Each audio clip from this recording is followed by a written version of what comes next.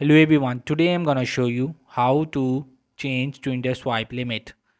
I will just logged in my Tinder application and here you will see I just swipe these profiles. So no deleting and reinstalling the Tinder app will not reset your swipe limit. The limit is tied to your account and is not affected by app installation or deleting. The limit will reset naturally after a specific time period defined by Tinder app.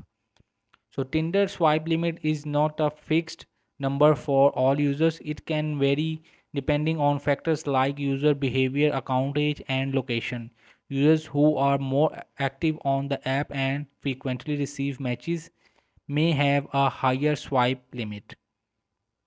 So this is the you can use it by the time you will over the limit. So hope this video help you. Please don't forget to like and subscribe and get notified for more videos.